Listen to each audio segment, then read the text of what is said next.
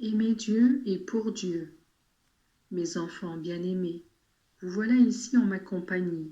Je suis Jésus Sauveur, et comme je voudrais sauver toutes les âmes, comme je voudrais que tous se confient à moi pour avoir le salut, malheureusement, le prince de ce monde cherche toutes les manières d'éloigner de moi les âmes, de sorte que, au lieu de tirer des forces à la source de la vie, elles s'empoisonnent avec le péché et détruisent cette grâce, qui est comme une eau salutaire, pour s'enivrer au contraire des fausses joies du plaisir.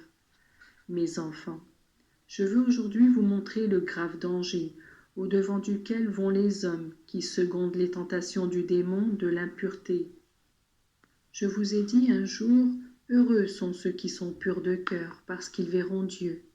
Et j'entendais adresser ces paroles à tous ceux qui, dans les différents états de vie, auraient gardé la pureté et la chasteté, accomplissant leur devoir.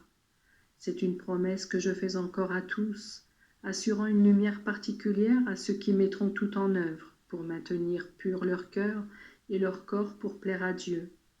Dans ces 5 sens, le corps a comme 5 fenêtres qui, si elles ne sont pas bien gardées, laissent entrer le monde et ses suggestions qui vont ruiner l'action de Dieu.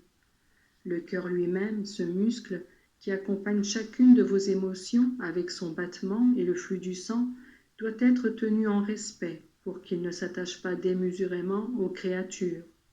Dieu est jaloux du cœur de l'homme. Il veut que les affections se dirigent vers lui. Et alors qu'il commande aux hommes de s'aimer, il veut que cet amour soit réalisé et rendu vrai et sincère parce que offert à lui. Aimer en Dieu et pour Dieu, voilà comment on peut lui plaire et rendre parfait l'amour. Le démon est envieux de cette pureté d'affection qui sanctifie chaque état, laïque, religieux et conjugal, et il fait en sorte de ruiner tout en tendant des pièges et en cherchant à instiller des affections pécamineuses et de véritables idolâtries qui défigurent les affections les plus saintes.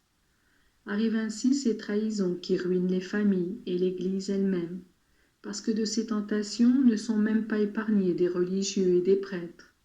Le démon de l'impureté ne se contente pas de ce premier pas, lui qui veut mener à terme son action, tandis que les prêtres sont détournés de leur devoir, naît dans leur cœur le dégoût des choses de Dieu et le goût pour les plaisirs de la chair.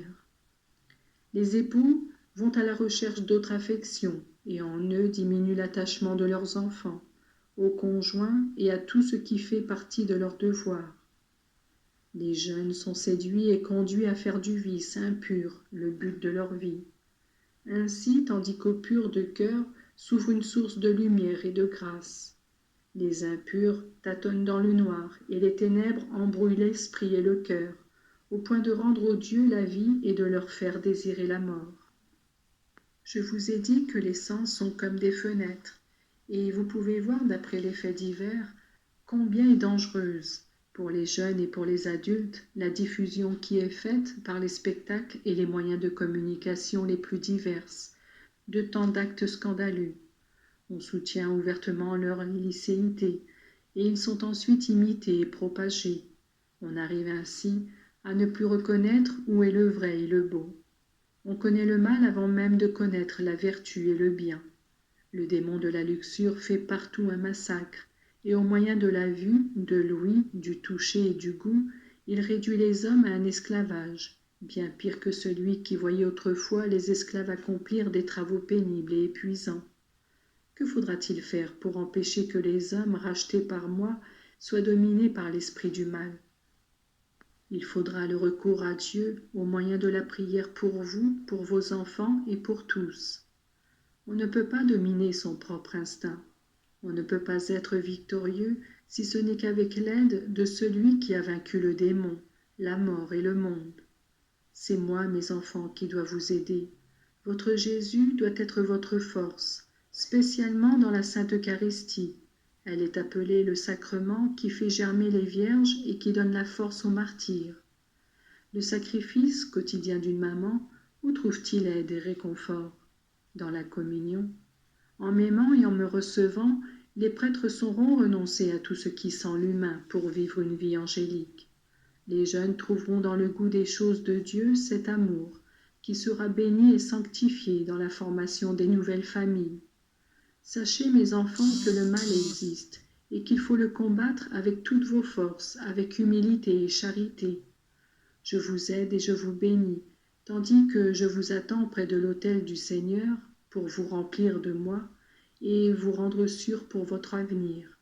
Confiez-moi vos enfants, parce que le démon leur tend des pièges de toutes les manières et avec tous les moyens.